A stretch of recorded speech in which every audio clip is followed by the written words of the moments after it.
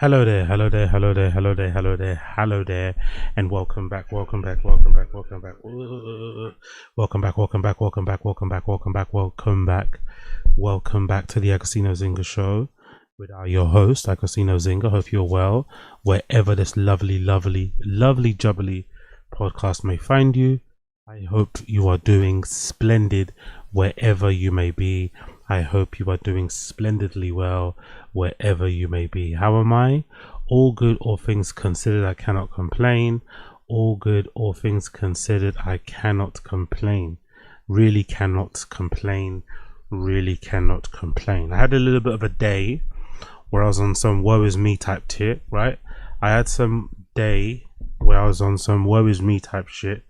I got very introspective, I got very philosophical and all that malarkey, but now I'm kind of over it because I had a few back-to-back L's, but now I'm kind of over it because I thought to myself, you know what, in life, as I've said previously, I think this is very, very true. I adhere to the doctrine that it's very, very easy. It's very, very easy, in my personal opinion, very, very easy to celebrate your victories. I don't think it's hard to celebrate a victory. I don't think it's hard to celebrate a W. I don't think it's hard to celebrate a win. I don't think it's hard to celebrate success, a promotion, lottery win, whatever, business expansion, whatever it may be, right? It's not that difficult. I think the difficult bit is to obviously bounce back from a setback. But there are times in your life where setbacks can come across your way and they can really throw you off your, throw you off your path. They can really kind of fuck with everything that you've got going on, fuck with your mental, fuck with your physical, fuck with everything.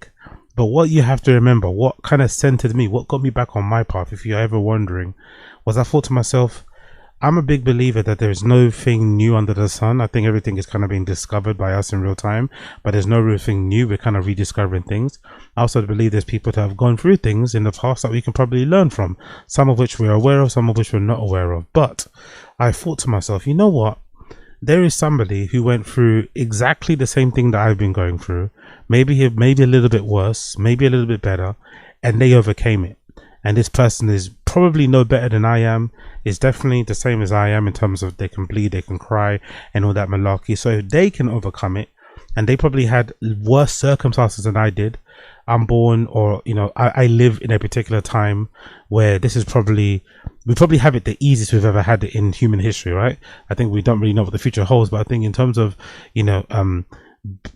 pulling yourself up by your bootstraps, in terms of ascending for the depths of poverty, up until whatever stratosphere of the social class you want to be on, a social ladder, you can kind of do that way easier than you could ever do in the years gone by and the time gone by.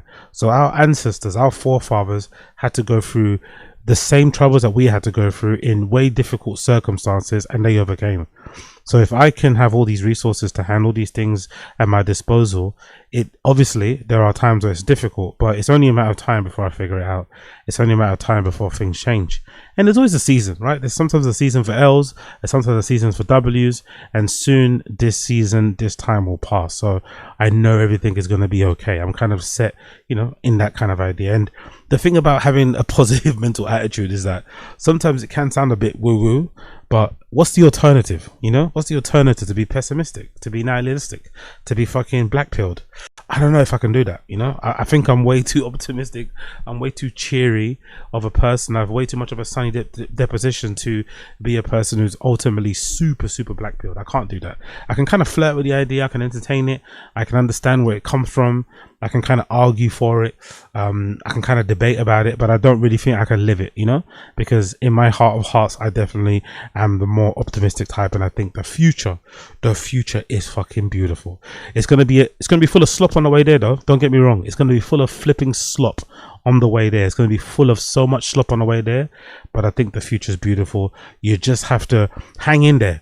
And this is something that I've kind of realized over time. I've realized over time that that's the hardest thing to do. To hang in there until times change, until your circumstances change, until things improve, until you meet the right person, until the opportunity presents itself, until the job that you wanted actually comes along your way, or any job comes along your way, until maybe you find a new place, until this, until that. You just have to hang in there long enough. It just takes long to hang in there. It just takes a lot to hang in there, a lot of pain, a lot of effort. But if you can hang in there long enough, you'll be all right. But that's the hardest part. In real life, that's the hardest thing to do. It's like talking to somebody about heartbreak, right? Somebody's going through heartbreak, or somebody's not having the best of luck with fucking boyfriends and girlfriends, and you're like, hey, everything's going to be okay. But you can't blame them if they're not feeling like everything's going to be okay, because they've had a pretty bad run of partners that they've been with.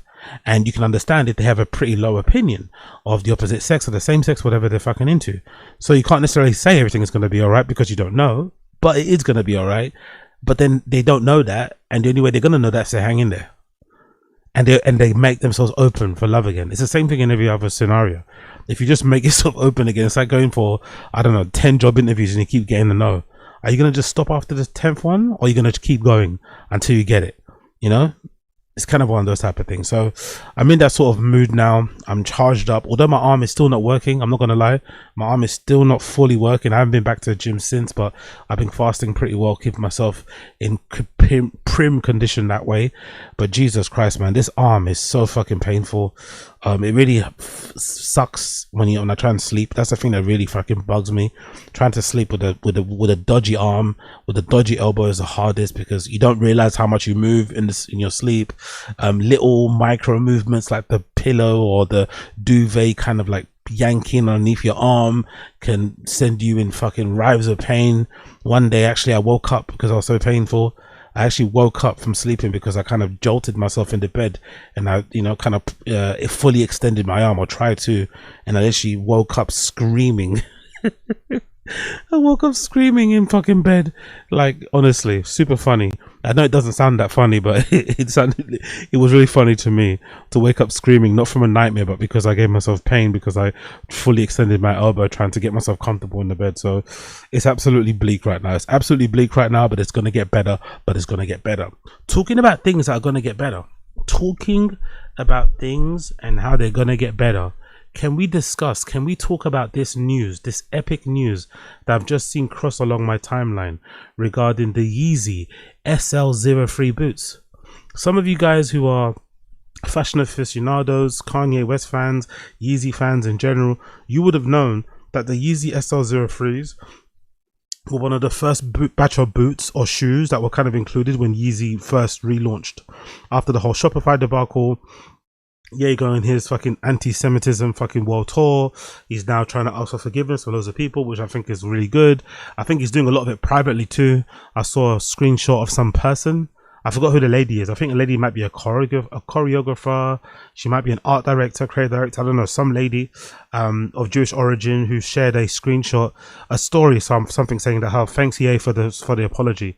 So I think he's reaching out to people personally that worked with him in the past, who he may have offended with some of his comments and stuff. Anyway, long story less long, when he relaunched his site without Shopify's assistance, because they obviously cancelled him because, of the fucking swastika shirt, one of the boots that were included in the Yeezy relaunch was the SL-03.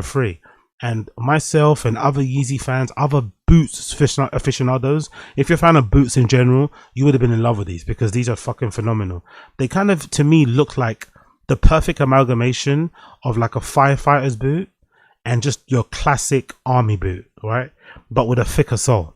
So think of like a Dr. Martens mixed with the Red Wing firefighter's boot that Kanye was wearing, because I think there's some similarities between there.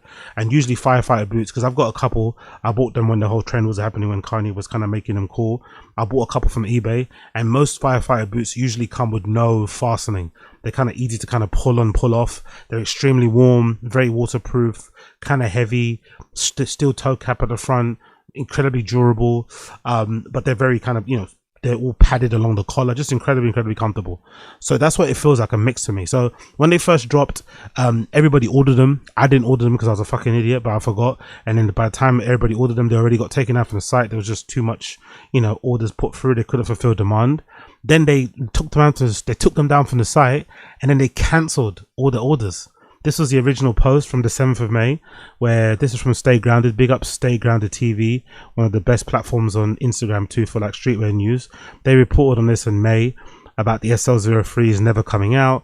Originally, they were listed quote unquote on StockX for $300, although they were selling on Ye's site for $20. He was selling these beautiful boots, these beautiful, seamless laceless boots for $20 fucking on each site. What a fucking legend, right?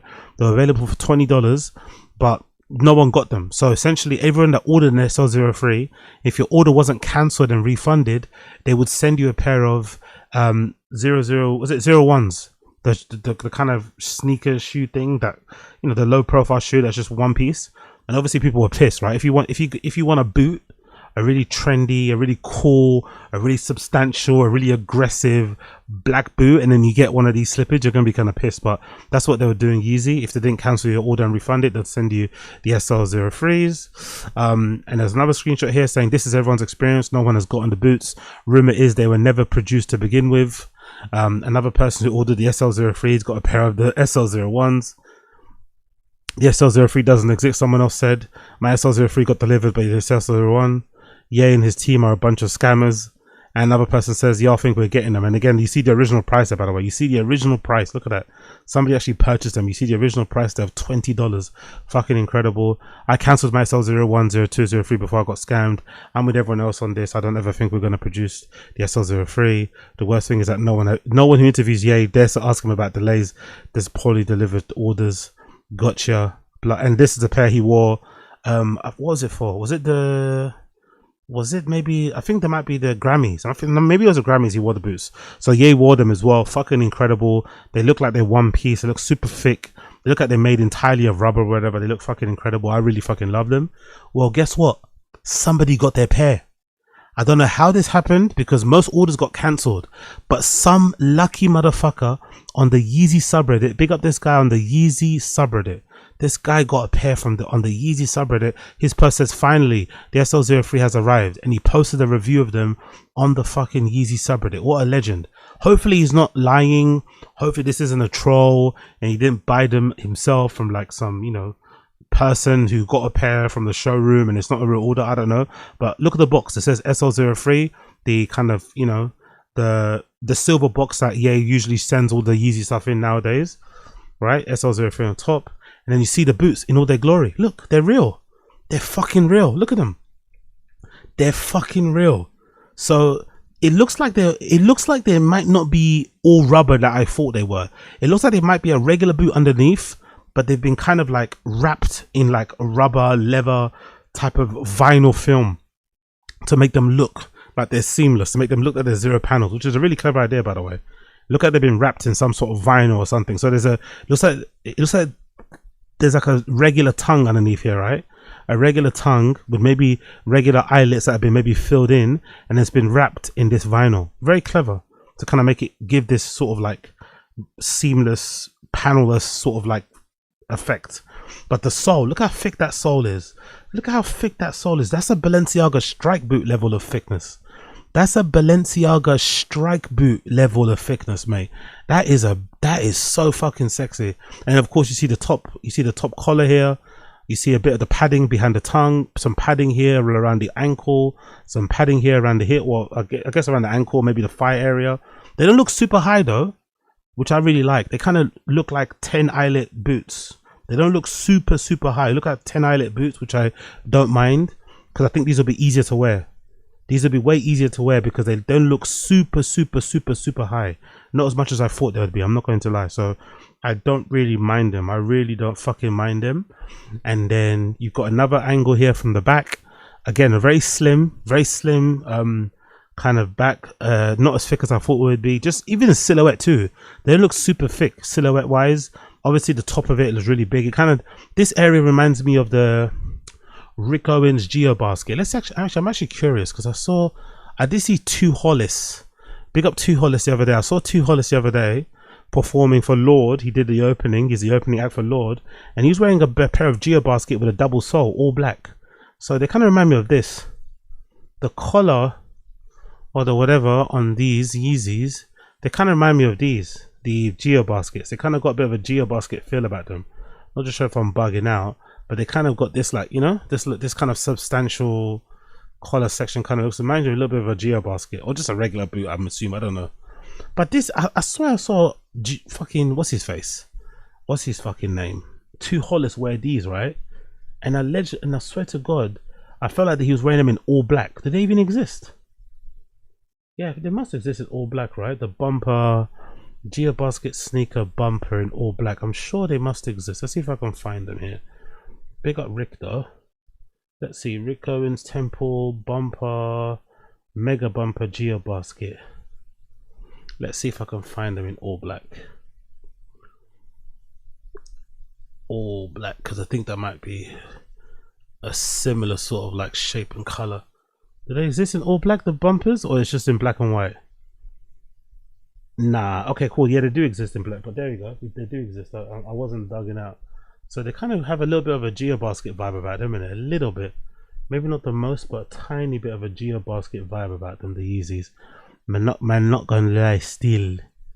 They kind of look a little bit similar. Also, they are available on the site. I don't know why I didn't see them, but yeah. They kind of look a little bit like these. A little bit. Or maybe I'm just bugging. Maybe I'm bugging. But yeah, we got Rick, and then you got another angle of them here. Again, you know, you can't go wrong with all black boots, man. You can't go wrong with all black boots. Look how good these look. The toe as well is fairly pointed, not as flat and boxy as I thought it would be. It's not like a strike boot. I'm not gonna lie. I quite like the toe box here. It's kind of rounded. It's not pointed. It's kind of rounded. It's not as squared off as I thought it'd be. Again, the shape is really cool. They kind of, you know what they kind of remind me of actually? Side profile. They just kind of remind me of rain boots. You know, they kind of remind me of rain boots, but with like padding on the inside. You know, rain boots usually don't have padding. It's just all rubber. They kind of give me a rain boot vibe, but I think they're just a regular boot. I think somebody's going to rip them. When another person gets them, they should peel off the upper. I think you can peel off the upper and you'll find that it's just a regular boot underneath. Not a regular boot, but like you'll see the regular panels. I think he just wrapped it, you know, which I also liked. I'm not gonna lie. And then you see the collar. Actually, I'd actually love to see this at Air Force One. Maybe that's what Nike could do. As a free idea, I'll give these motherfuckers. They should actually make an Air Force One that's wrapped. I'd love to see Nike make an Air Force One that's just completely wrapped in vinyl or some sort of rubber, some sort of latex. It's kind of BDSM-y, you know, kinky vibes. So that'd be pretty cool, just to kind of have it completely wrapped. So there's no laces or anything on them, but they look really nice, man. Big up the person that got them. Big up the guy that got them. They look fucking incredible. For some reason, I can't access the fucking thread because he did post some pictures. Let me see if I can access the thread. Bear with me a second. But I think the thread where the kid posted them or whatever, I think maybe it's inundated with people clicking. I'm not too sure. But when I tried to access it, Reddit said no. But I want to see because he did post in the comments some pictures of himself wearing a pair. Yeah, I don't know why it does that. Huh. Why doesn't it let me fucking access the thread itself? It's a bit strange that. Maybe if I go on a person's profile, maybe I can see his comments. Let me see, because he did post more pictures of himself wearing them. And they look so good with him having them on. Let's see if I can find these pictures. Yeah, there we go. There we go. He's got more pictures of them. So it's this one. And then it's this one I'm going to show you. And then there's another one too. Where's another image? There we go. That's a tag. What's this one? Cool. So let me show you what I mean. Big up this user though. You're a fucking legend, man. You're doing the Lord's work. Big up this user. So this is the inside label tag, as you can see here, size 11. The upper's made out of rubber. The textile lining, the lining is textile. The outsole is rubber, made in China. You see the SL-03. You see the fucking product code as well there. RN1555534 Vulcan. So yeah, love that. And also you can see here. So this is the kid wearing them. What do you guys think in the stream chat? This is the kid wearing them. I love them, man. Maybe some of you guys might not like them, but I fucking love them. This is the kid wearing them with his jeans tucked behind the tongue, with the jeans sort of like stacked at the top, right? So you can actually see more of the boot. I probably wouldn't wear them this style personally. I'd probably wear them with the jeans covering the boot. But this is one style with the jeans tacked up at the top. What do you guys think? I don't mind that. And then another style, which is the way I would wear them, with just the jeans covering them, like the classic way. I think they look fucking hard. I think they look really, for $20, bro. For $20 fucking dollars. These are crazy. I don't think they'll be $20 again when he puts them up though. I think he might bump up the price to 40, which I'm also be happy to pay. But if they're shipping, I want to be on it. Hopefully they relist them. Hopefully they put them back on the site. I wonder how he got them. Maybe this just slipped through. I wonder how he ended up getting his. Hopefully they ended up listing them again. Maybe this is proof that they put them into production. I don't really know. And then here's another angle, which is probably, I think this is the best angle personally. I think this is the best angle. This definitely shows them off the best, the side angle. They look fucking great here. They look so good on that side angle. I don't care what anyone says. They look so hard. So fucking hard. So fucking hard. Big up WKG, big up WCK_GLO. Are you still willing to purchase Yeezy products though? Yeah, of course. 100%. 100 million %. I don't agree with what he has to say opinion wise, not everything he has to say, but when it comes to the products and the music, it's undeniable, so I'll support that. I think we need to, hopefully that happens in 2026. Hopefully there's less of the all around cancelling of people when they don't maybe agree, or they don't have the same opinions as you, or they have something controversial to say. But if there's other things that you like about the person and it's redeemable, or you don't mind kind of separating the art from the artist, support the person. I don't see a problem with it personally. And you know what I mean? Unless they committed a really heinous crime, then maybe you might, or heinous crime, maybe you might have to consider your options. But I think in the case of Ye, obviously, man don't agree with the statements that he put out there. That goes without fucking saying. But yeah, the product is undeniable. The product is fucking undeniable. There's not an artist like him really. So the music is undeniable. Always kind of rated it. And again, the product is undeniable. So yeah, I'm all about buying this sort of stuff. And to be honest as well, like as much as I kind of talk about the people behind brands and stuff, like, I don't know, I don't give a fuck, you know, just give me what I want to wear. Or make cool stuff. If I want to wear it, I'd wear it. If not, I'm not going to wear it. It's not really that deep for me. So yeah, I'm more than happy to purchase Yeezy products and wear that proudly. I don't think that means I don't believe in I don't believe the Holocaust happens. I don't believe that means I'm a fucking Hitler fanboy. I don't believe, you know what I mean? I just think it means I like Ye products and I like Yeezy stuff. Simple as that, really. What are you guys thinking? He looks, what's that thing called? Wrapped in dipped, like you said. Yep, exactly. It looks like some of the boots from the product shots of the Yeezy site. Yep, exactly. Big up Esoteric. Big up Sam Be Well. I'ma buy boots of Tauba before I trust Yeezy shop to deliver. For real though, just get Nike SFBs or Merrill MQCs and be done with it, bro. Man, Reddit posters have to be the least interesting people of all time. Yeah. The good thing for me, you have a point, B. Big up Sam Be Well. You make a good point. The thing for me that's optimistic about this is that I think this kid's order slipped through.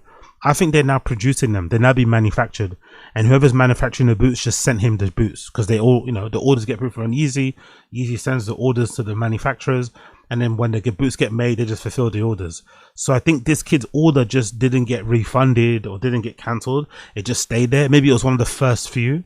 That might have happened, right? Maybe the first 100, the first 1,000 orders are being slowly fulfilled. He might be one of the first to pay. You fucking never know. But this definitely means that they're being put into production. This definitely means they're being put in production because we have the box, which is the box they use, right? This is the box they use. Where is the box? I don't have the picture of it anymore. But we had the box earlier. You saw the box anyway, right? We have the box that they use now, which is the Yeezy box. I've seen loads of girls who ordering shoes and products and they have this fucking box. So that's fucking cool. So I know the boots exist. The fact that I know the boots exist, I'm happy to wait for them. And if they put them back on the site, I'm instantly putting my order in. Instantly. I think they're going to probably fulfill whatever orders were put in before, the first orders. So it's probably going to be a long wait to get them. They're going to have to fulfill all those orders that, you know, they first kind of, when they first ordered, like the first cohort of people. Once that's done, I'm putting an order in. Once that's done, I'm fucking putting an order in. Do not fucking test me. Do not fucking test me. Do not fucking test me. But big up Yeezy. Love to see it. Love to fucking see it. Honestly, look at these boots. I'm just looking at them close on the screen here. They look fucking amazing. That's so... Yeah, I love them. I'm sorry. I really fucking love them. I'm going to be all over these. I'm going to be all over these. Don't play with me. Don't fucking play with me. Cool. Let's move on. Cool. Let's move on. Big up Emily Sundberg. Big up Emily Sundberg. She's got a really cool Substack called Feed Me. There was a quote on this particular Substack that I really resonated with, that kind of made me think this might kind of guide my 2026 New Year's resolutions. I always have very outlandish, very crazy goals when it comes to New Year's. When it comes to New Year's resolutions, I like to really push and test myself. Most of the time I fall short, but the fact that I make those goals in the first place, something to reach for, gives me nice sort of like safeguards, rail guards to kind of guide me along the year. So I'm a big fan of making New Year's resolutions. But this particular quote that I found on this particular edition of her Substack, sorry, the title of the Substack is called California Mode. I'll put the links in the fucking descriptions later on, so you can kind of click it yourself if you want to. If you scroll down, you'll find there's a quote here from one of the guys from the TBPN podcast live stream, one of the best kind of like tech shows out there, and they made this really cool observation, kind of hot take that I thought really resonated with me, and it's going to probably be the main framework of my New Year's resolution for 2026. So it says as follows: Scoop, the TBPN guys told me what their 2026 resolutions are. The quote: our 2026 resolution is to lock in. We had a great 2025 and it opened up a lot of amazing and fun opportunities. But the most contrarian thing we think we can do next year is to simply double down on the core show itself. That means having to say no to anything that doesn't improve the show directly. No funds, no products, no world tours, just 3 hours of talking about tech and business at 11 a.m. every weekday. I love that.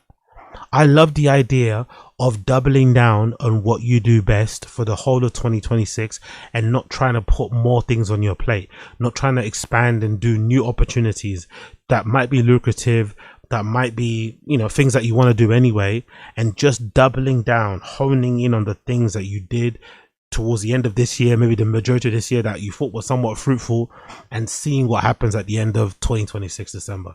Like, what's going to happen? What are the results in December 2026 if you do double down on what has worked for the majority in 2025 instead of trying new things? I think that's what I'm going to do. And then to kind of follow up on it and to kind of affirm, because, you know, sometimes when you see one thing, another thing kind of clicks. Big up Orin John. You know Orin John, he's like a really cool marketing guy. He calls himself the internet's creative director. He does a really cool content in terms of brand building and all that malarkey online and Instagram and shit. He made this really, really interesting post again that I thought kind of resonated with me and also kind of expounded on that previous point. He said the following: debated renting a renting a secondary space by us for filming, and decided instead to double down on making our house nice enough that I could film in every room. Cutting the barrier of time from idea to film has become my number one workflow improvement. So again, another guy who's saying I'm doubling down. Instead of adding more to the studio that I already have, to the house I already have, I'm just going to make sure that every room in my house is nice enough for me to record, so I can just make more videos that I made last year or that I made this year. Just make more videos, not more crazy ideas. Obviously crazy ideas, but you know, no other crazy opportunities and shit, or different sort of verticals or avenues. Let's just double down on the thing that worked and kind of focusing on that going forward. And I fucking love that. That is the timing I'm on right now. And obviously you can see this space he has in his house is really fucking lovely looking. The couch, the fucking painting in the back, some of the, you know, plants there peeking in the corner. I'm not really too keen on the outfit itself, but still, it is what it is. I think he fucking killed it. That really resonated with me. And obviously the quote here by the TBPN guys really resonated with me too. Continuing on about resonating. Have you guys heard this? This is kind of interesting. Big up chart data. YouTube has pulled out of Billboard charts. So now YouTube streams or whatever won't count for Billboard placings, which is going to mean, in my personal opinion, that most likely record labels are going to be buying so many streams for artists now. It's going to be fucking crazy. They're probably already buying streams directly through YouTube and stuff, and YouTube music and music videos. But now if YouTube data isn't going to be, you know, isn't going to be included in chart data for Billboard, they're most likely going to spend more money on doing streams on your regular, you know, digital streaming platforms like fucking Spotify, Apple Music, and whatever else you may use. The quote here from chart data: Billboard uses an outdated, or the quote here from YouTube, sorry. Billboard uses an outdated formula that weighs subscription supported streams higher than ad-supported streams, which is again very strange, isn't it? Subscription supported streams are rated higher than ad supported streams. This doesn't reflect how fans engage with music today and ignores the massive engagement from fans who don't have a subscription. Fucking hell.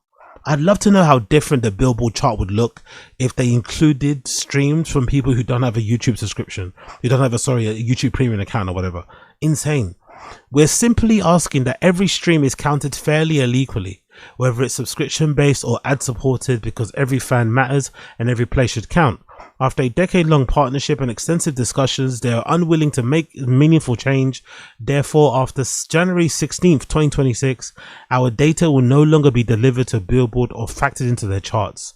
So I guess the Billboard charts will be, for the first time, for the first time, Billboard charts will be dictated solely by streams. That's what it sounds like, because before, Billboard charts were somewhat dictated by music videos and shit, which is why people like NBA Youngboy was super high on the Billboard charts, because his videos were getting like millions of plays. He puts up millions of fucking songs on his fucking YouTube.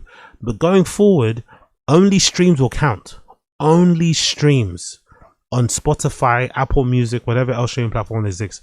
It's going to be very interesting to see what type of songs will end up being number one or not.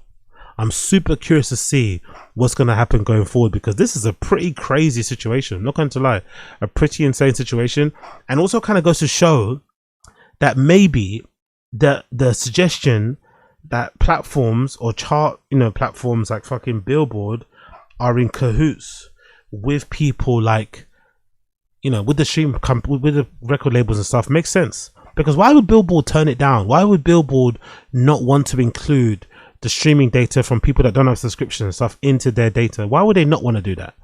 It feels like they don't want to do that because they want to, make sure the charts are finagled in a certain way, or to ensure that they get, maybe quote unquote kickbacks from labels and stuff. I don't know. It seems very fishy.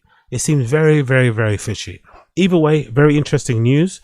And then Russ, who I listen to a lot when it comes to music stuff, he has some interesting opinions behind this whole thing. He said it's a boss move from YouTube. He said once YouTube isn't counted, Billboard stops being the scoreboard and becomes a scoreboard, which is very true, because a lot of artists kind of look at Billboard as the de facto place to kind of see where they're at, to kind of, self-worth, all that malarkey position. It means a lot.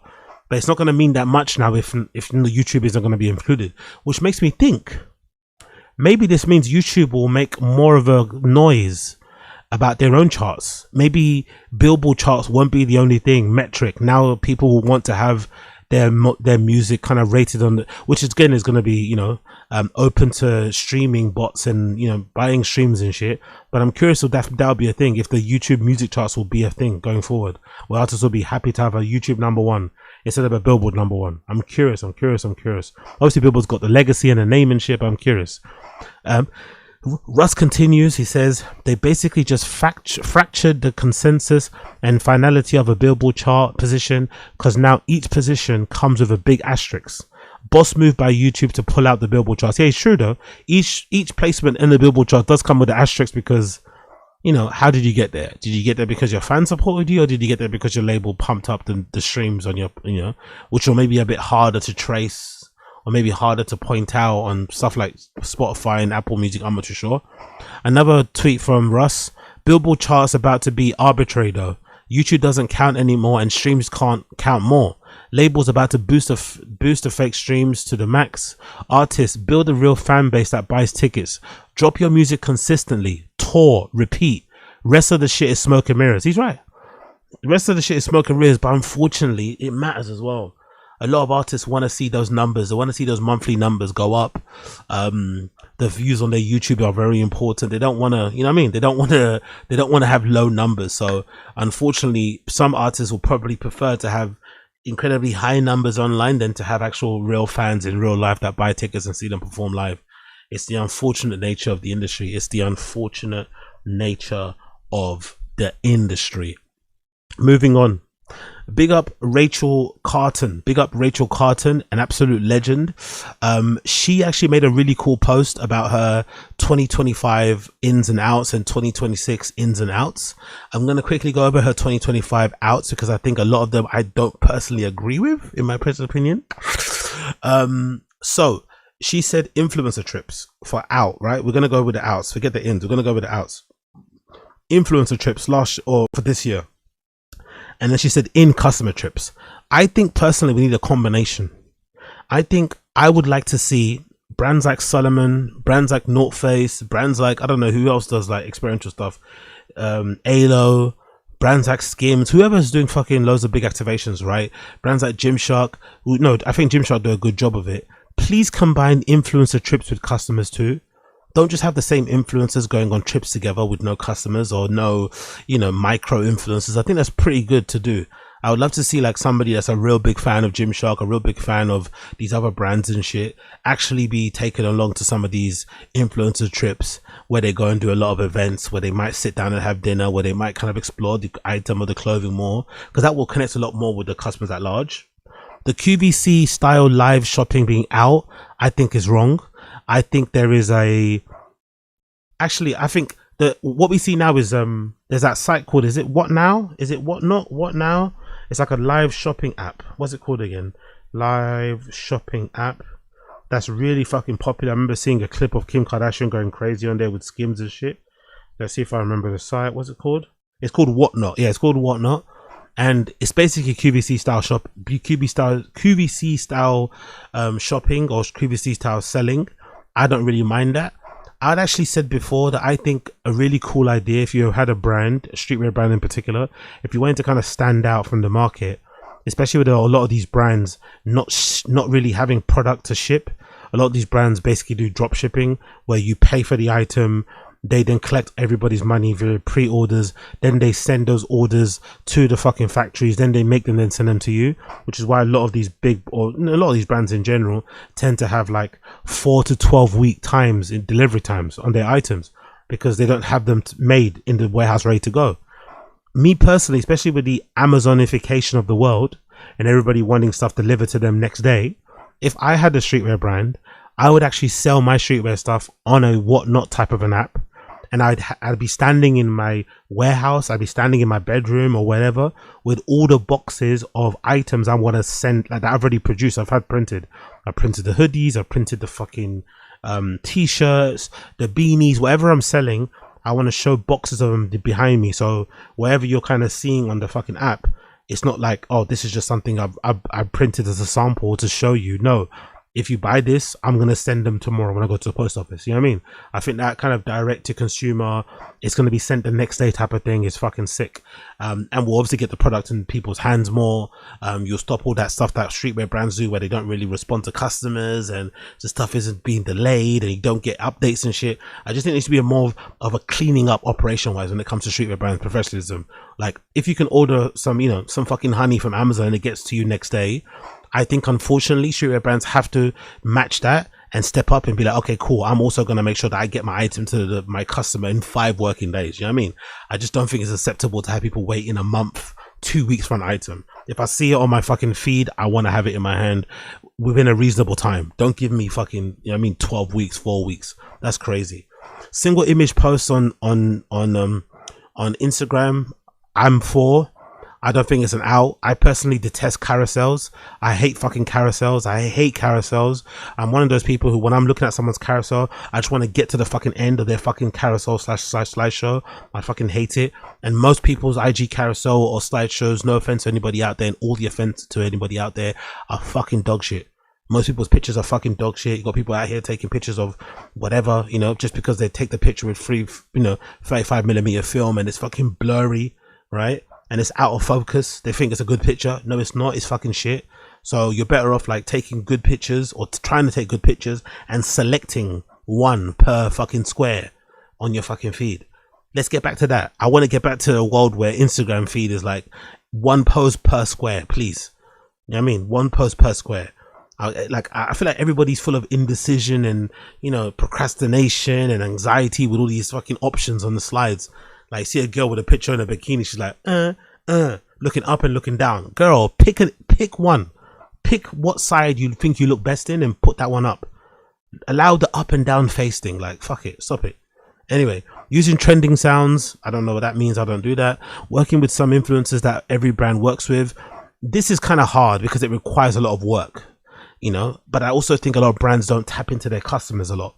I think there's a lot of like big baller customers out there that wouldn't mind taking part in influencer type shit.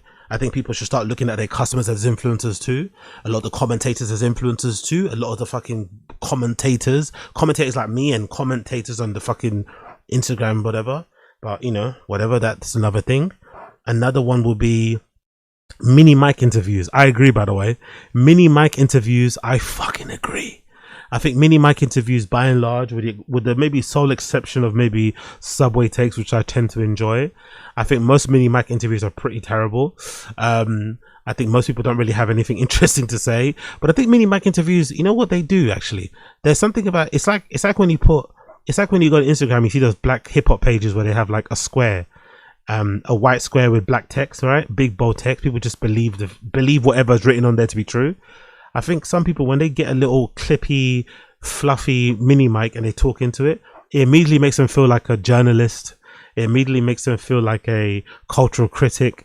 It immediately makes them feel like a, you know, sophisticated, well-read person in general. I just think it does something to people. It kind of elevates them, right? It kind of makes them want to perform a little bit more, maybe articulate themselves better, maybe, you know, whatever, maybe stop with the rambling, maybe stop with the fucking tangents like I usually do. I don't know. So I'm a little bit missed on that one. And another one is overbearing processes. I can't believe overbearing processes. Overbearing approval processes. I don't agree with that one. I actually learned a lot in my era, in my time of marketing. I really did enjoy working for a small startup where I worked out of a fucking small office with like 10 people. And I also really much enjoyed working for a really big corporation where my fucking Instagram post had to go through 6 people before it got approved to post. You know, I like that. I think being able to manage both, knowing how to work with both, you know, under both processes or with both processes, I think will make you a far stronger person in whatever field or area you're working in personally. But again, what do I know? Let's go to a 2026 list. Big up this girl called Rachel Cattern. Big up Rachel Cattern. This is her in and outs for 2026. Mr. Rogers style content is in. I don't exactly know what that means. When she says Mr. Rogers style content, Mr. Rogers is that guy who sits in front of the fucking artwork with the afro, right? Is that him, or is the guy with the cardigan? I think this is an American law thing, if I'm not mistaken, right? Mr. Rogers. Yeah, that's the guy that was reading books. What was he doing? Better known as an American television presenter. He was a creator, showrunner, and host of a preschool television show called Mr. Rogers' Neighborhood. So this is the guy. So what type of content is that then? Mr. Rogers style content? Just sitting in front of a set, talking about books and shit, with no cuts, wearing colourful jumpers. I guess. I don't really know what that means, to be fair, what she gets out with that one. I don't really understand. Maybe she means in terms of no edits. Maybe it's the kind of nice, genteel sort of, you know, feel that he has. He seems like a very kind looking kind of a person. Maybe that's the vibe she's trying to go for. I'm not really too sure why you'd want to look like this personally, you know? And I also don't like the backdrop, but I could be mistaken there. Maybe I don't know what she's talking about. Let's continue. Retention over 10 videos. In. I don't want retention. Does she mean retention over 10 videos over time or in one post? If it's over time, cool. One post, no. Brands that clarify their stance on generative AI. I think people need to just let go of this, by the way. Like, AI is going to be here to stay. Like, there is no changing, there is no moving it. It's going to be here to stay. So just get with the program. So I'm not really with that whole, oh yeah, what's your stance on generative AI? Crying, like it's not that deep. Conversational carousels. Again, you guys know how much I hate carousels. I hate slideshows. Fuck all them shit. Bun it. 10,000 true fans. I agree. I think because the deals are basically running dry. Unless you're a top podcast, top show, top creator, the era of like getting signed to do a big deal with a streaming platform wherever, they're gone. So you probably should be relying on your fan for support. And just in terms of ads, I fucking hate ads. I hate ads so much. And I watch a lot of shows with ads and it really fucking angers me. So I would much rather make less and have 10,000 true fans to support my stuff, so I can then not have to rely on ads, you know, for my fucking income, then have a show full of like 6 hard-baked ads. Like, you know, this is Ridge Wallet. This is fucking, you know, I don't know, Better Help. Like, I hate all that shit. I hate those ads. They're really fucking annoying.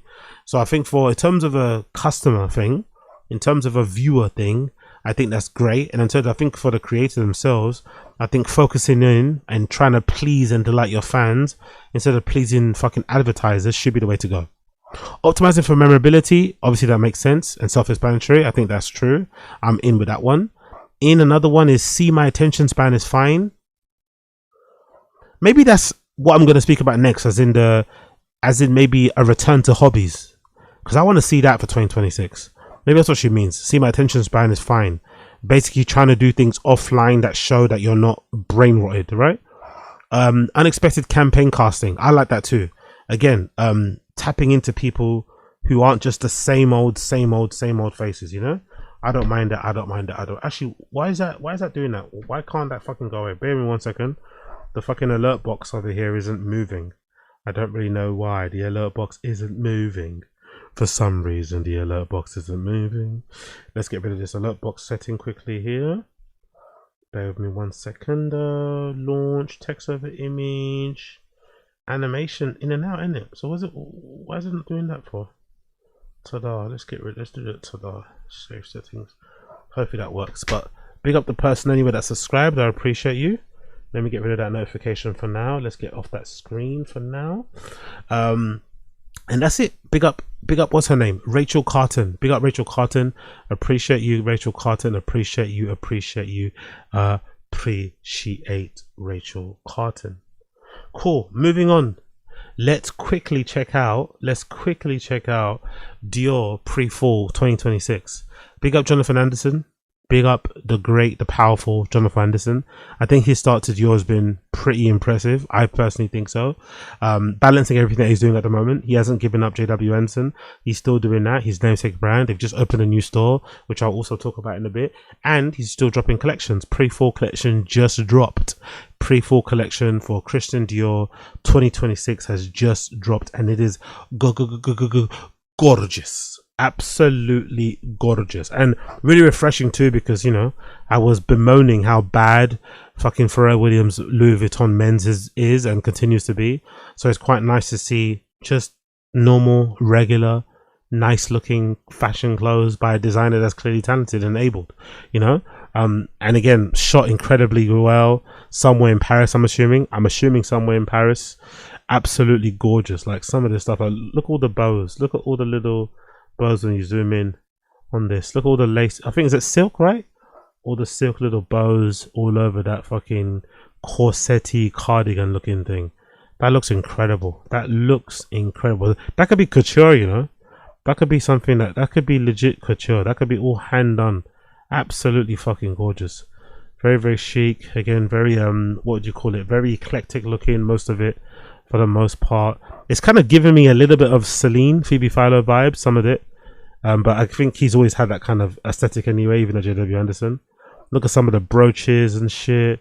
So beautiful with the CD on there. That scarf around, the wraparound skirt. Look at the fucking slippers. Look at these slippers, or these clogs, I think, right? Look at these clogs. These are going to be so popular. Look at these clogs. The girlies are going to be all over these. Black leather clogs with like a graphite granite sort of sole, and then on the strap of the black leather clogs has got a gold C on one foot, on the right foot, and then obviously a gold D on the left foot. Fucking subtle, very not subtle, very not subtle, by the way, but very, very good looking. I think they're going to be super popular. Everyone's going to be all over those. There's no doubt about that one. There's so many looks, by the way. 86 looks. Gorgeous shit. Oh, look at that houndstooth coat. That houndstooth overcoat is fucking gorgeous. That earring as well is superb. But that coat is bang. Look at that bag as well. Wow. That's an interesting bag, isn't it? I love that design. It's kind of a bit of an optical illusion, isn't it? The strap, if you look at it, it's kind of an optical illusion. It's sort of like one-sided. The strap is on one side only. It's not on both. So it kind of makes it look like it's missing a strap, but it's not. It's kind of designed in a way where it's kind of the actual bag's on the inside, not that bit on the outside. It's actually a really cool little design there. I wonder who put that together. That's very, very clever. Again, look at the slippers. Look at the slippers. Look at these slipper loafers. Whatever these are, they're fucking gorgeous. That emblem on the front is just superb. You cannot go wrong as well. Again with those loafer things, I absolutely love these. And they say, I think they say Dior. I think they've been embossed with Dior on the front there. You can see a little bit, yeah, that same thing here. That kind of looks like I'm say it's a brooch, a mirror. Look at kind of, if you get them with mirrors as well, this sort of like oval shape, and it's got obviously Dior written here or embossed on the middle. It looks absolutely beautiful. Actually, this trench coat too with the navy blue piping along the seams also looks pretty cool. And again, a very subtle CD iconography right there. Crazy details, man. The details are fucking great. You can actually spot them looking even from this far. Oh, look at that denim number. That is just gorgeous. Look at the embroidery work on there. Superb. Honestly, Jonathan Anderson, take a fucking bow, son. Take a fucking bow. That Dior pattern and print on the bags as well. That tote bag. You really can't go wrong with this. You really can't go wrong with this, sir. So much good shit. So much good shit from... Oh, look at that, actually. What are those heels? What do those heels look like? Okay, I thought they were more coppery, but they usually they kind of made out of some sequins, right? Really small sequins. I thought they were like a copper tin sort of thing, like an old kettle or something, you know, like a pot. Oh look, there's some Birkenstock looking clogs there as well. Some Birkenstock looking numbers which are pretty cool looking. Again, that black bag, it also comes in a croc effect type of effect on the leather. This shit looks so chic. Everything about it. Little kitten heels here. I'm not mad at these little kitten heels. Oh, I guess you really wouldn't call these kitten heels. They're kind of designed in a way that you would kind of know what a kitten heel looks like. But I think that heel looks a little higher than what a kitten heel would be. Let's continue there. The bag again. Yeah, this stuff is fucking beautiful. So much good shit. Those loafers right there are just superb, innit? You really can't go wrong with these. Look at that. Look at that detail. He's really the king of making these loafers. I think he did really cool ones at Loewe as well. Seems like he's carrying it on at Dior. He has a really good eye for loafers, for slippers and shoes and those type of things. Or whoever he brings with him to fucking Dior that was with him at Loewe. Really cool stuff, man. I love all of this. Most of it is fucking gorgeous. Absolutely gorgeous. The styling's impeccable. I love some of the colors as well. Those are neutral. Those are dark colors, but it looks really bright still. Really kind of optimistic and cool. Look at these little Birkenstock type of shoe. I don't know what that model is called. Is it like is it like an Arizona? Maybe it's an Arizona, I'm not too sure. With the heel exposed and shit, but this is a Dior version of them. And it looks like it's made out of a felt material. Very interesting choice. Somewhat of a felty type of material there. Doesn't really know. Another heeled shoe with the CD on the front. Again, I ain't mad at that in the slightest. A nice, a really clever brooch there with pearls. Oof, look at the scarf. I ain't mad at that. Dress, but look number 44. I ain't mad at that either. Oh, look at these loafers here on look number 45. These nutmeg brown leather suede type of numbers. Oh, look what they did there with the that's really clever, isn't it? Look at that. There's like a gold O where it kind of, you know, it's a little detail, but also gives, maybe there's some breathability perspirations on the shoe. It's all, actually, you know what it is? It's a derby shoe without laces. It looks like a classic derby shoe with no laces, and it's got this gold O with the middle cut out. But if you zoom in, you'll notice that it says DIR on either side. So you got Dior. These are going to be so popular. You know, these are going to be so popular. Asian people, black people are going to be all over these. These are going to be so fucking popular. Yeah, he's gonna kill it with those. I don't mind them at all. More dresses and stuff. Oh, look at that. That's a gorgeous coat. Look number 50 is a gorgeous coat there. I love some of the pearl accessories. Some of the bracelets are really cute as well. I don't mind some of this stuff. What else you got? Chin. Nice earrings. The dress. Oh, what's going on here with the flowers?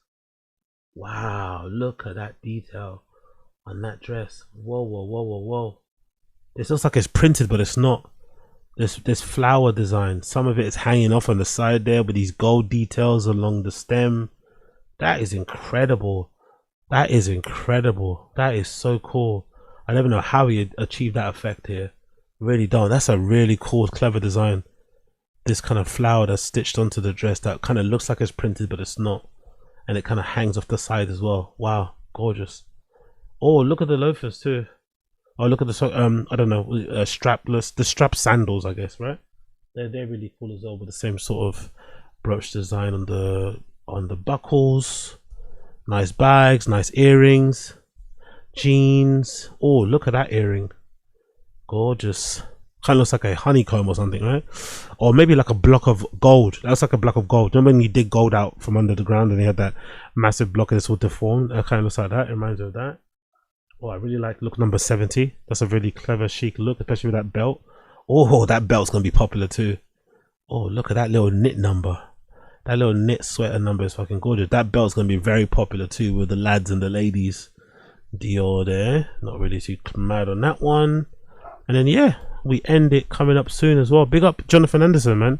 He's absolutely killing it at Dior. He's absolutely killing it. I'm glad to fucking see. I'm glad to fucking see. The review says one site first grabs all of the attention of Jonathan Anderson's second women's wear collection at Dior. These jeans standing there on the side of the CN, their fit and flow, their generous skirt-like proportions and pushed over the limits in a way to make them stare and send fashion taste buds into instant uproar. Anderson was quite casual about it. So here we have developed a super lightweight denim he started. But it's really weird. The shape began, he said, with the outline of regular jeans and then putting the couture volume on the side. It's the silhouettes exploding. Genre melding techniques is applied to the enlarging men's cargo shorts with the widening cut of a Delft and a 1949 Dior haute couture dress. Okay, so I think they're talking about these jeans, right? The first one. It kind of gives it this effect on the side here. I think that's what they're talking about. This particular style. They're going goo gaga over these like elephant foot, wide-legged, kind of like, you know, Baptist Christian pastor jeans. That's what they kind of remind me of. They kind of remind me of TD Jakes, you know? TD Jakes loves to have these big, wide-legged fucking jeans. Interesting. Small waist, wide legs. I want to see the end, personally, of fucking baggy jeans next year, but that's another story. It's the idea of the reality of a girl, of the reality of the girl of Dior, he says. Where's that going? Hold on. It's the idea of the reality of the girl of Dior. How do you remove the stiflingness of Dior? He remarked. Oh, I like that. That's an interesting proposition there. It's a French brand. It's about beginning to restart the language, taking time to rediscover who the Dior woman is. Or maybe, more accurately, it's about finding ways to attract Dior women, plural. Plurist dressing is a growing thing, and I would hate to say a trend, because it's the reverse of a narrow converseness that has cohesive. Is that it? Am I saying that word right? Coerciveness. That's it. Narrow coerciveness, that word implies. But take a look at what Matteo Blasi is doing at Chanel and Sarah Burton has brought to Givenchy. Ideas that accommodate a lot of women in lots of different ways. Anderson's pre-collection does the par excellence. He says, it's huge. I want collections to talk to one another. They don't have to be the same, but when you go to mix it, you can enrich the wardrobe we're shopping for. Only certain people can do this, by the way. To design for your own namesake label, open stores, and also design for fucking Dior is fucking crazy, man. So many collections.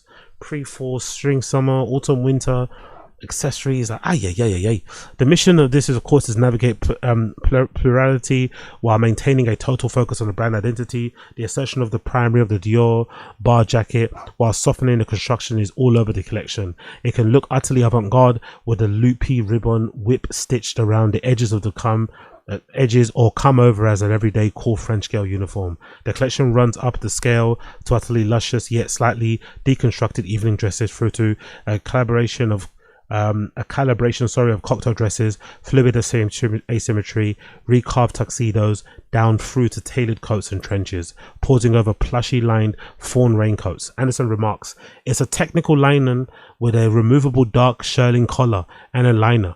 I want to make sure that we have pieces that can work younger and older. Love it. The collection is a barometer of the tone of what Anderson's setting out to do at Dior. He's engaging with the maison past and present, and how much of his own personality and formidable experience he's sampling of it. It's a joyful offhand accomplishment of a delightfully Dior Lyons moire silk strapless dress tied to the flourish of a knot on one hip and with a puff of tuile, a petticoat escaping on the side. I fucking love the sound of that. There's all the jewelry, which Anderson proved himself to such a flair for Luebe, now blossoming to oversized metal, hydrangeas earrings, dangling mixed media earrings composed of crystal chunks and studded cabochon pearls and metallic bows. Anderson sees himself as a long line of designers who have occupied the house of Maison. We're bringing bias cuts back to the house. It's been here since John Galliano, he says. It was his predecessor, Maria Grazia Chiuri, who established denim at the house. Anderson has never been seen wearing anything but jeans himself. Yeah. Like it here, hate it here. Everyone will be hot taking. Keep looking though. Yeah, brilliant stuff. Brilliant stuff from Jonathan Anderson. He fucking killed it. Big up JW Anderson. He fucking killed it. And talking about killing it, there's also a new store. A new JW Anderson art-led store opened up in Pimlico. Perfect location for it, by the way. The new London retail space functions as a gallery hybrid that celebrates the link between wardrobe and living space. This used to be the norm back in the day. Brands would have these like hybrid stores that function as a gallery, they function as a workshop, they function as a studio, they function as a store, a community center, a community hangout, night spot. Really cool. Kind of modular, I guess, in some ways, so you can kind of, you know, decide how you want it to be laid out and whatever else it may be. But this used to be the vibe, and it was a way to kind of create an immersive world that your customers could kind of envelop themselves in, kind of get intrigued by. You can provide other bits and pieces that kind of inform the brand.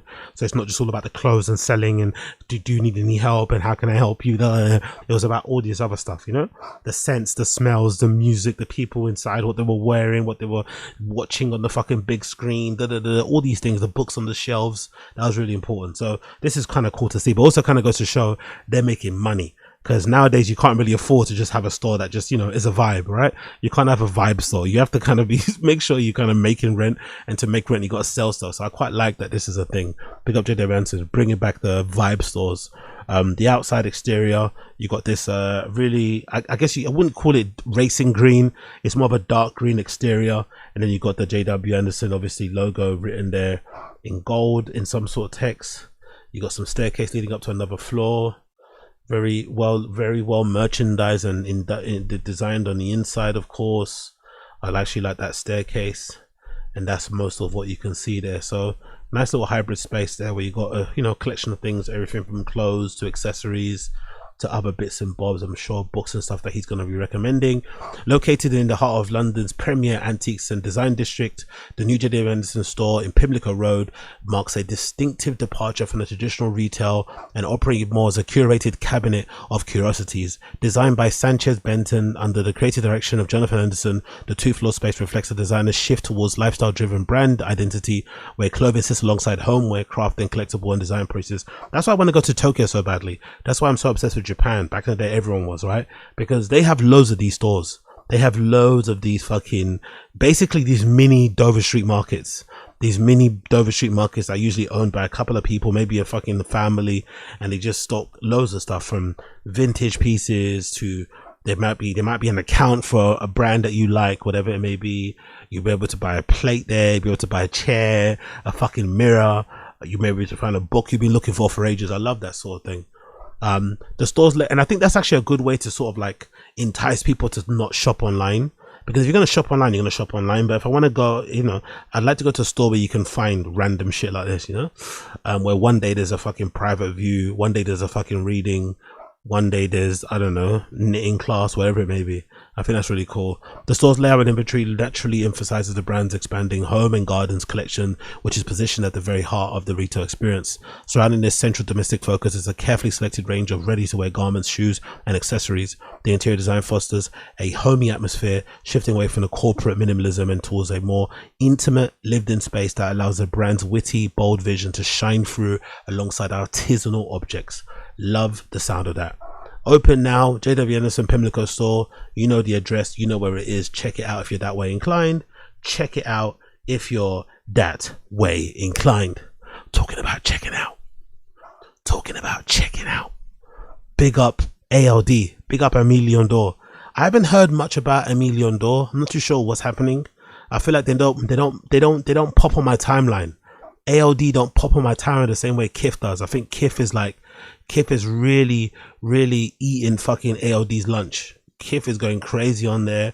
I've seen another person hypothesize that this other brand called Cherry, I'm not really too familiar with Cherry, but allegedly there's another brand called Cherry that has a similar sort of aesthetic as ALD. They actually take their lookbooks and fit pics and whatever, store pictures similar to what ALD do, and they said they're doing a better job of being ALD than ALD is. So ALD need to come back strong.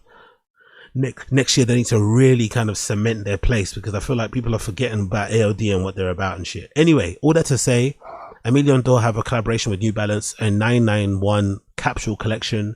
There's some really cool stuff in there. Obviously the standout pieces that I care about are the sneakers, personally. The clothing is obviously what it is, but the pieces that I really care about are the sneakers, the 991s. You get two pairs. You got one that's more of a brown with some red accents, and you got one that's this really nice, I don't know, matcha green, this really nice matcha green with gray mesh and again with red accents. Two beautiful models made in England, so you get that really nice kind of sleek flat toe box, none of that pointy banana shit, constructed amazingly well. But the price tag though, nearly $300, $280, coming out tomorrow. Obviously on the heel tab as well, you got ALD written on the back here, 991 on both pairs. But that price tag, made in England New Balances, they don't play, man. Fuck you, pay me type shit. But there's a campaign video here I want to play, courtesy of ALD. Let's play that, and then I'll continue on with the other bits and pieces. Let's go.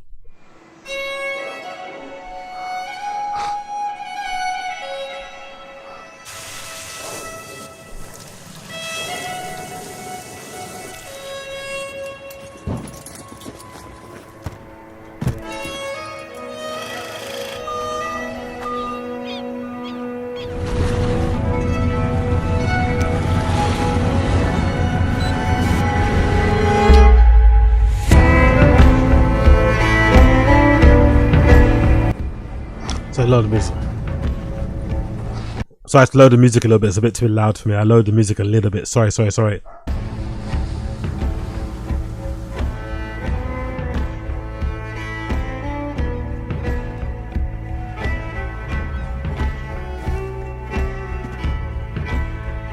actually pretty cool. So you're seeing these boatmen. I don't know what they're doing particularly. Don't punish me. I'm not really too sure what people on boats do. You know me and my people. We have a very dark, sad history when it comes to boats. So you got these models in ALD, New Balance gear on boats. They look like they're fishing. They look like they're in speedboats and stuff. Everything that they're wearing is functional. I guess most of it is waterproof and shit. So it's quite nice to see it being used actually in its natural environment. I would have maybe liked to have seen more of the shoes a bit more worn and weathered and wet and a bit scuffed up and shit. See how they kind of look when you wear them in, from people that actually work on boats. But so far so good.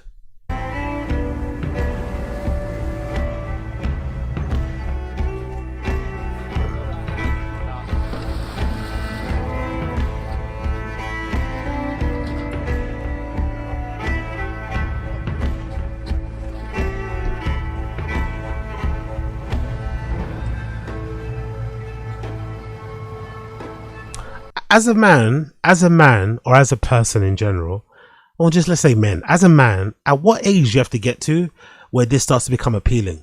What age do you think you have to get to where this sort of lifestyle, where you live on a seaside town in a very remote village somewhere, you live in a remote village, you live in a coastal, remote coastal village, right? You live in a remote coastal village where you might volunteer to work for a local fisherman for a couple of days in a week. Maybe you do work there to pay your room and board.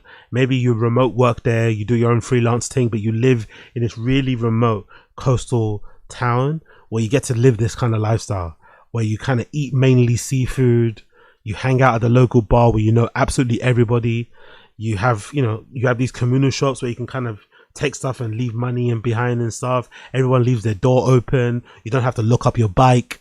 You drive an old banged up, Range Rover Defender, maybe some old Suzuki or something.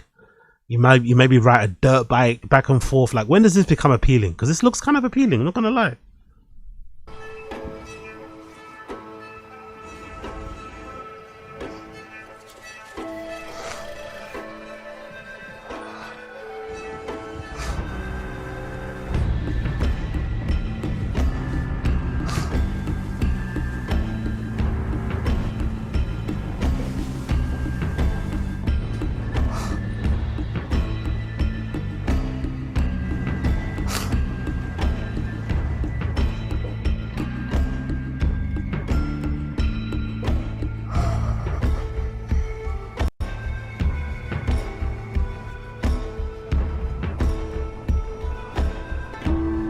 Like, look, imagine for somebody that's always lived in apartments. Yeah, I've always lived in apartments. I've always lived in tower blocks.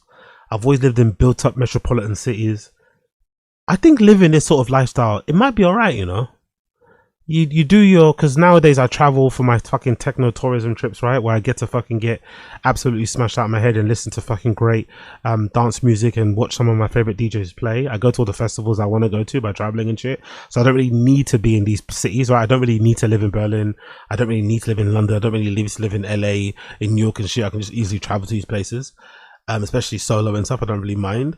So you could technically relocate to a place like this and just live most of the day, most of the month, most of the year in this calm surroundings, surrounded by water and nature and great trails and trekking places and stuff, in an area where, like, you know everybody, you know, by their first names. You got this kind of community, family type of a vibe going on there. Everyone kind of looks after each other.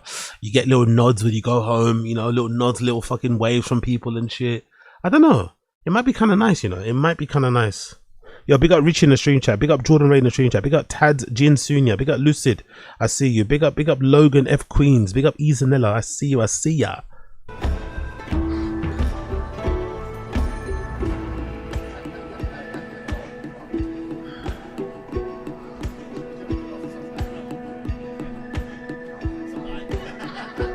Like, for someone like myself, I'd thrive in a little small town like this, in a little cafe. I'd thrive having a good little gossip, having a good little chin wag with the locals, sharing stories and stuff, telling the same stories a million times, hearing the same stories a million times.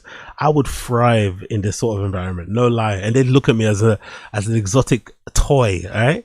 As a new exotic creature. As a new exotic creature, I'd come in, I'd be like a Latina. I'd be like a Latina in a black club. I'd be like a fat girl in a fucking black club. That's what I'd be. I'd be like a fat white girl in a black club. They'll be all over me.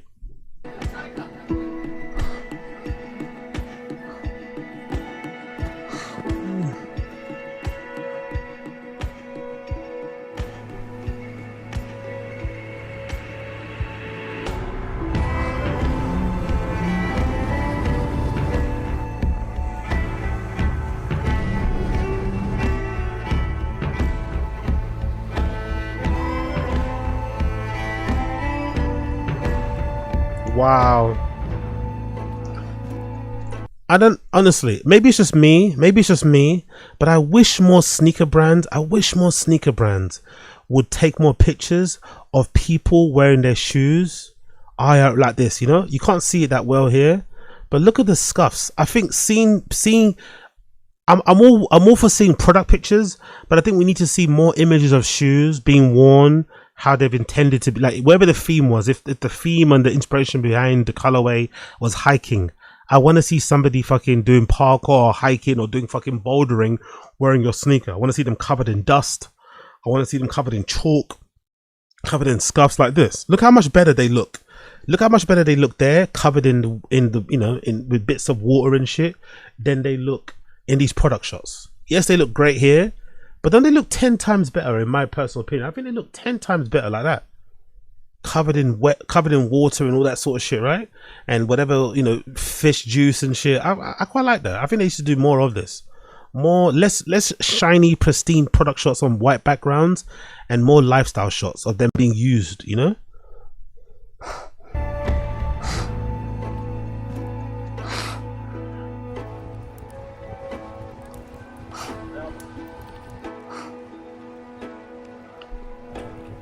I'm not too sure on the location. Actually, maybe I'll read at the bottom. When it finishes, I'll check it out. I'm not too sure on the location. It's giving me, the people are giving me Scandi vibes. I'm not sure if it's Ireland. The people are giving me Scandi vibes. They're all blonde haired, Viking looking. I'm not too sure if it's somewhere in Scandinavia or if it might be somewhere in Ireland. I'm not too sure.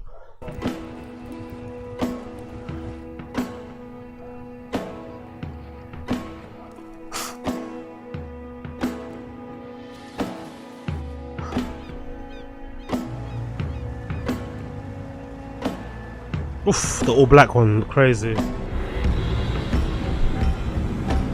Gorgeous. So hard.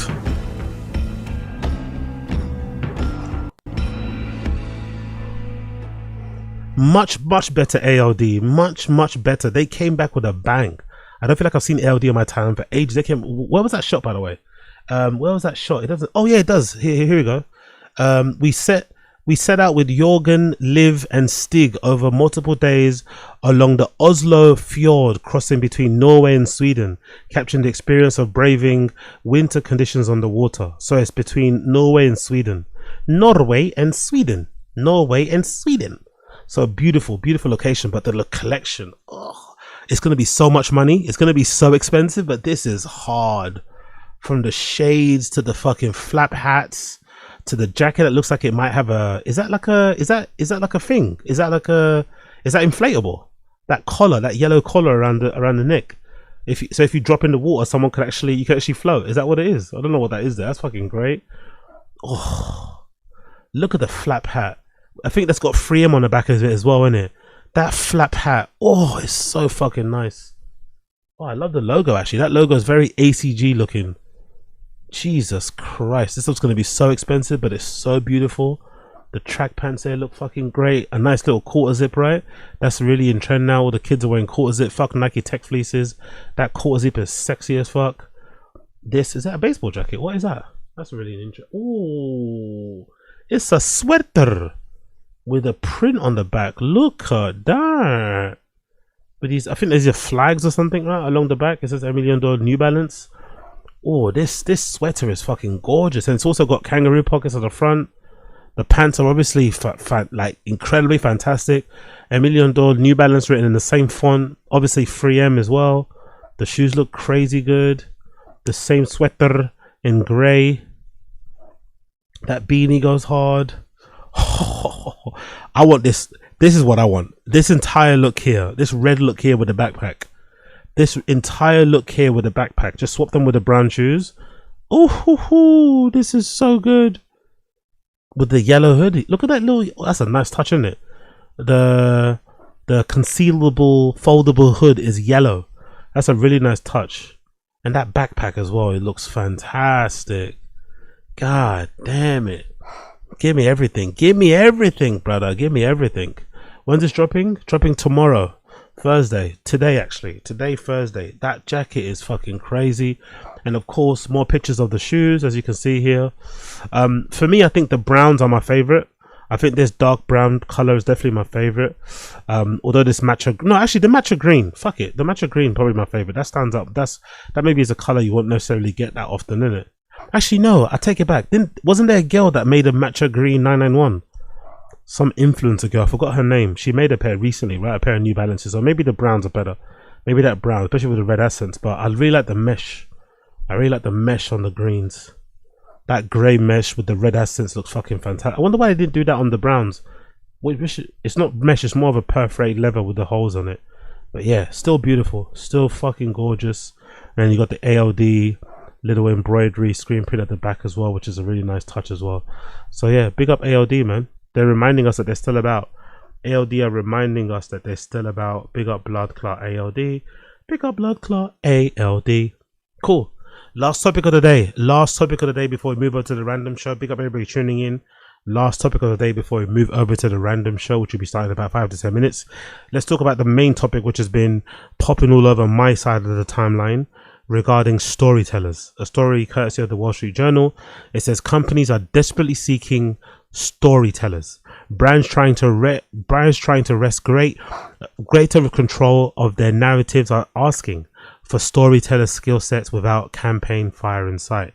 So the idea behind it, from what I've understood, is that there are some job listings that have been popping up with various startups and tech companies in Silicon Valley that are requesting the employment of storytellers, essentially a fancy term for copywriters.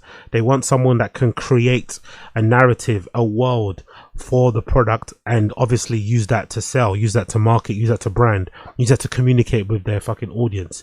And it sounds like a really cool job to have. The starting salary is fucking crazy high. I think it's like 200,000 or something. But it also sounds like a very taxing and demanding job, because I would think in my head, I would think if you're a storyteller to that level, and I used Steve Jobs presenting the OG iPhone, and that I think that might be the greatest introduction of any kind of consumer product in the history of the world. The initial iPhone when that initially dropped, fucking fantastic, right? I think if you're a storyteller on the level of Steve Jobs, you're probably not going to be working for a brand and helping them to tell their story. You probably got your own brand, your own product, your own thing going on, and you're trying to tell that story. You know, if you're a professional on that level, because you can sell things, you can create demand, you can create need, want, lust, whatever, fucking desire of a product, and probably you'd be best served funneling that into your own. So I'm curious to see how these companies are going to try to lure people in instead of disempowering people to go do their own thing. And also, you know, the term storyteller kind of maybe dying out very quickly soon. Who knows? Let's read the article. It says the following: corporate America latest hot job is also one of the world's oldest in history, storyteller.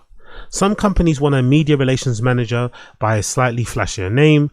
Others need people to produce blogs, podcasts, case studies, and more types of branded content to attract customers, investors, and potential recruiters. All seem to use the word differently than its usual application to novelists, playwrights, and raconteurs.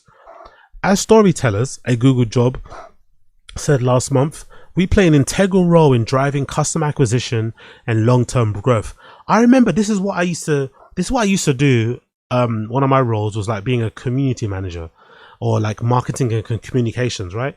And I used to always say when I do interviews, which I used to sometimes surprise people, that I always thought there was a real big connection between customer service and marketing, like being able to know what the customer wants and being able to funnel some of the wants and needs that customers need into the marketing to then acquire more customers, and to also, you know, delight and surprise the customers you already have.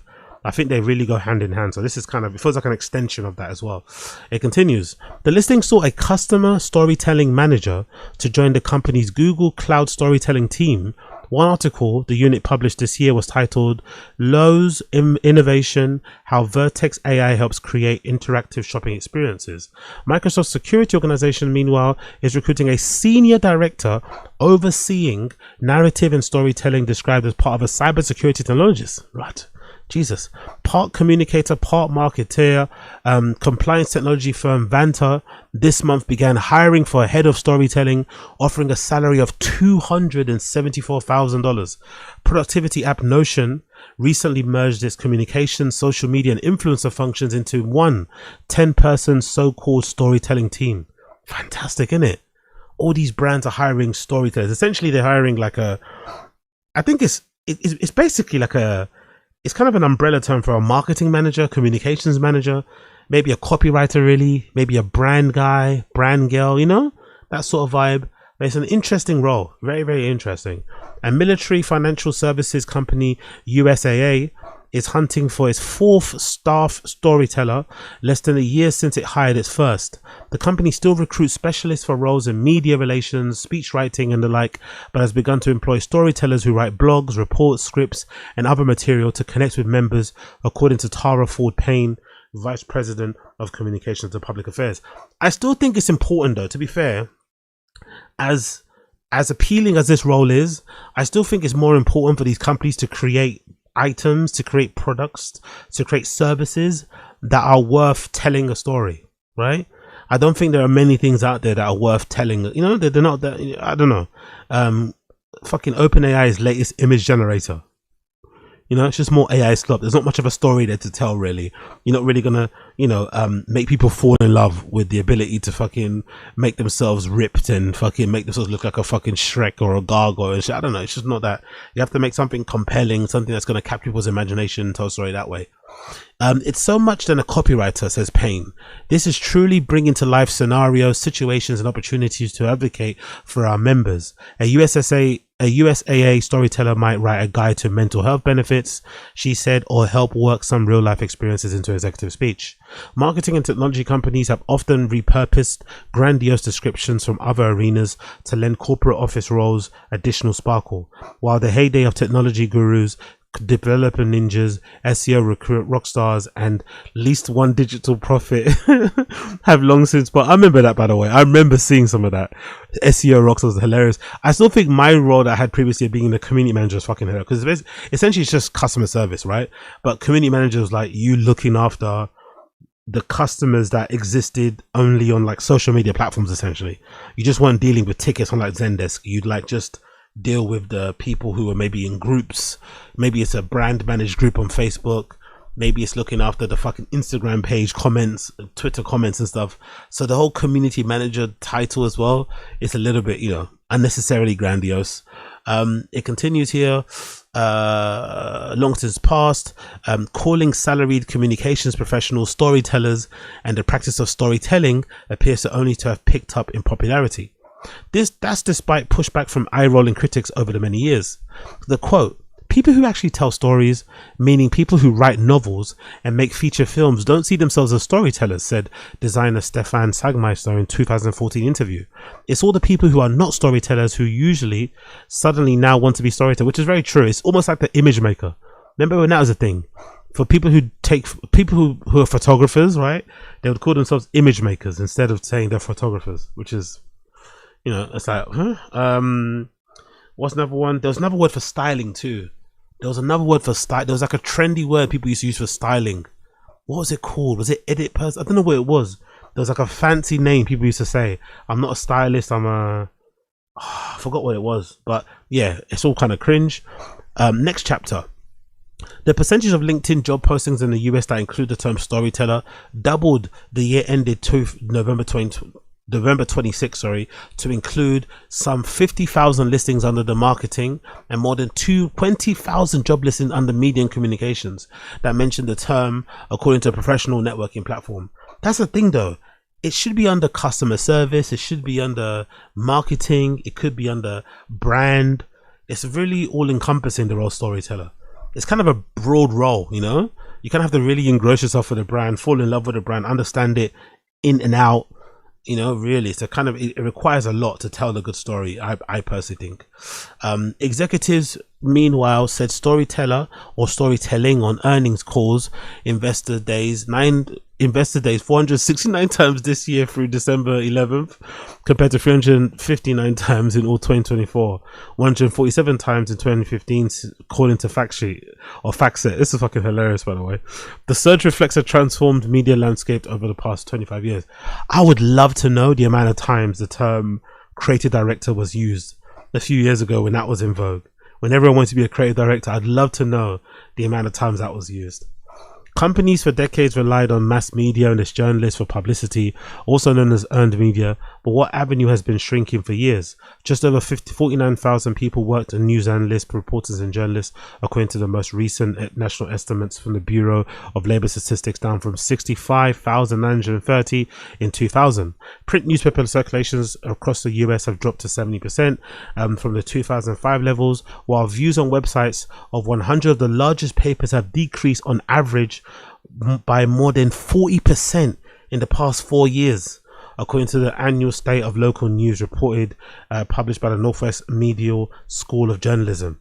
Fucking hell.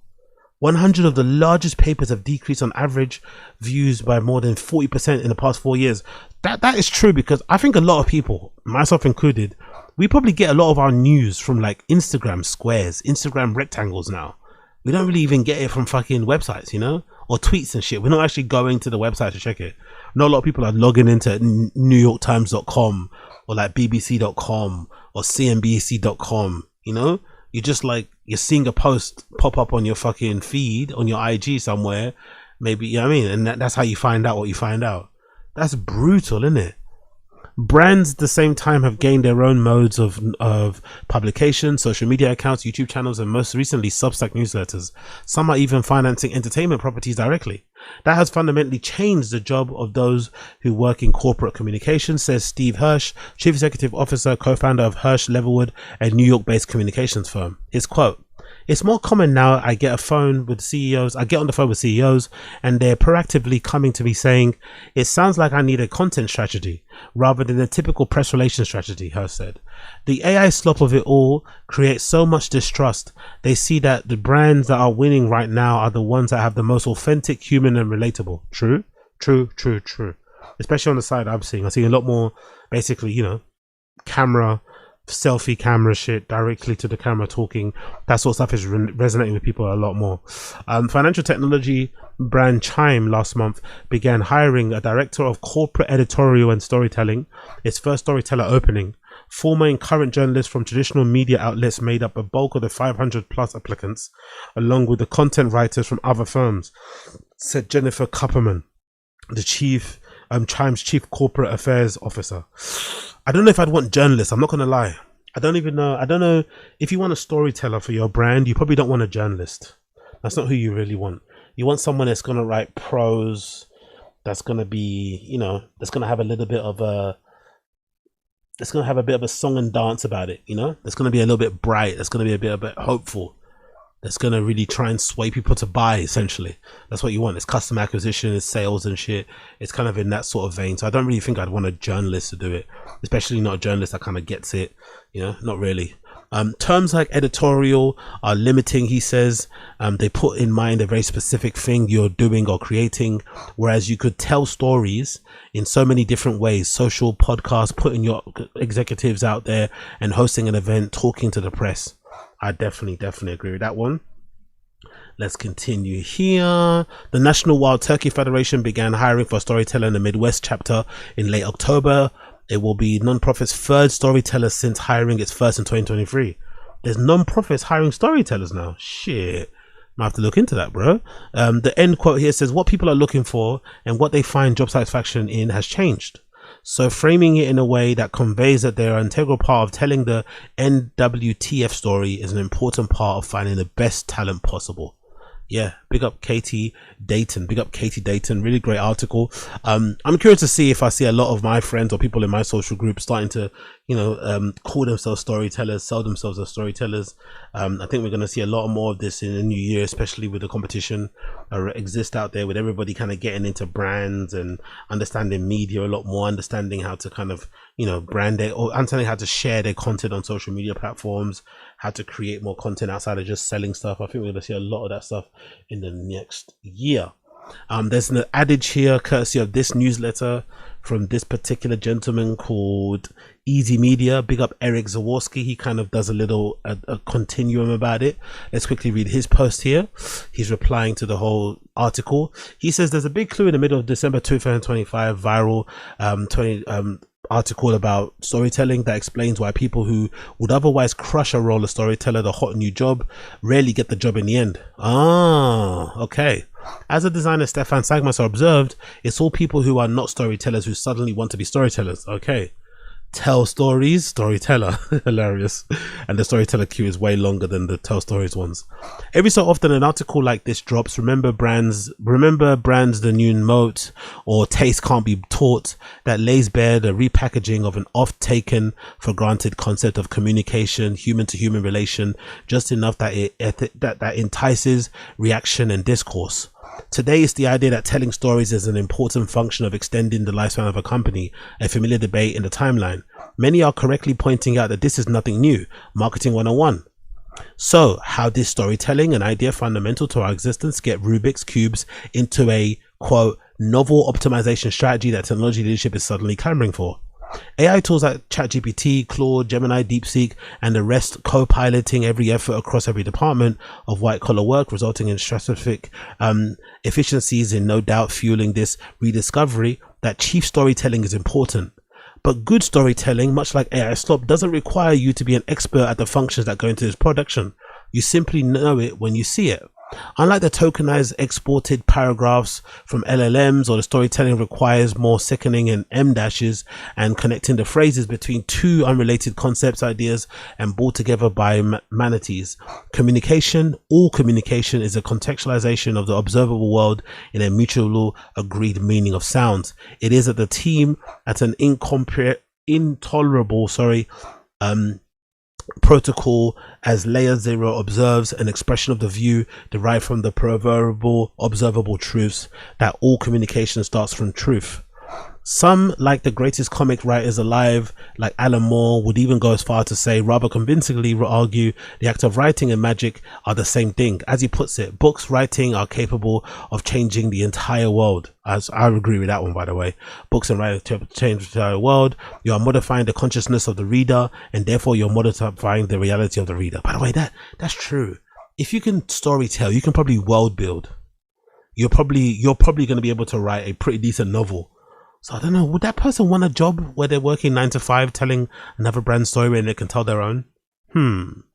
Stories aren't the words you use to convey them. The words themselves are merely a vehicle through the essence of transmitted.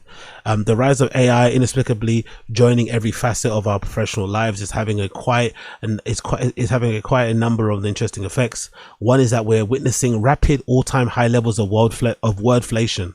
That is the cheapening of words. That's very true. See for yourself. Just copy and paste any viral post on LinkedIn, feed it into GPT0.me, and while these contents might resemble framework, pacing, and medium of storytelling, they are ultimately patchwork statements, slop, absolutely void of humanity required to quantify the stories. So because of AI and the prevalence of it, people are now wanting more actual writers to write actual good writing stuff, as opposed to the slop that you get fed from AI, or you get that kind of gets churned out. That's fucking interesting. I'd also think, if you're a teacher in a school, you probably can tell an AI essay done, innit? It's probably easy. You can probably tell it from the first paragraph, from the first sentence or two. Probably not that difficult to see. But this AI powered rocketing of one end of the spectrum is giving increased value to the other. I'm a journalist turned marketeer, and I only really got started in the field because of cancer diagnosis in my 20s.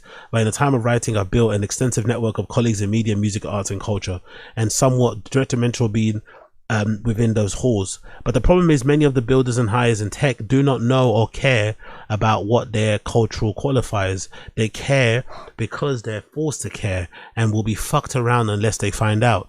These people who possess the humanity and the life experiences required, like Alan Moore says, the most important tool for any writer to possess is going to be writer himself or herself. Learn the language, build something, anything you can show off. Repackage your past wins into a numerical, quantifiable wins. Learn AI, learn to network on X and LinkedIn. The ability to speak and have it get heard remains our greatest asset, despite the revolutionary bi-weekly large language model releases. You know the old saying about the pen being the mightier than the sword? We might live to see it prove a mightier than the prompt. Interesting. I'm curious to see how it's going to develop. I'm really curious to see how it's going to develop. I'm curious to see how it's going to evolve. I'm curious to see its impact. But I love this storyteller role. It's very all encompassing.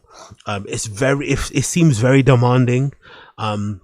I also don't think it's going to suit a straight up journalist personally. I think it's going to maybe suit somebody that's maybe got experience in brand, communications, copywriting skills. Obviously are going to be very, very necessary. And nowadays, I don't know, do people know how to write well? I feel like people don't know. I feel like people don't even know how to read. People don't even know how to read. Not even read well, read flat, full stop. So let alone write, you know, who's writing in their spare time? You know, actual good articles that you actually really want to read, or good blogs and stuff. No one's really writing good blogs. I don't feel like people are just writing like Instagram captions, but writing them in big blocks, you know, or big paragraphs, like extended Instagram captions. I don't know. It's going to require a lot. It's going to require some retraining of people out there. I swear to God. But big up this person called Eric Zaworski. Really good article also. Anyways, ladies and gentlemen, that has been the Agostinho Zinga Show, episode number 984. I think so. It's 984. If it's not 984, I apologize. We're going to be switching over to the random show in about 5 minutes. So if you are here watching live, don't leave. It's going to immediately redirect you to the random show. So you have to do anything. Don't move, or immediately redirect you. If you're watching the show via YouTube, I'm so glad you're here. So happy you're here. Make sure you like the stream, subscribe to the channel before you leave, please. Leave me a comment down below. If you're listening via the audio side of the podcast, leave me a 5-star review, of course. For those of you watching and listening, I'm going to be playing the tune of the day for you today. My tune of the day is going to be for an artist I discovered randomly today. I discovered a new artist randomly today, or new to me anyway, called Theo Bleak. They've got 2,900 and they've got 2,000 9,000 subscribers on YouTube, so not that many, and this particular video has 8 views. So I hope I'm early, I hope I'm new, and I hope this blows. But big up Theo Bleak. The tune is going to be 1994/95. That'll be my song of the day from Theo Bleak. That'll be my song of the day from Theo Bleak. Everybody else, I'll join you on the random show in about 5 minutes. Big up Theo Bleak. Big up everybody tuning in. See you guys soon. Let's go.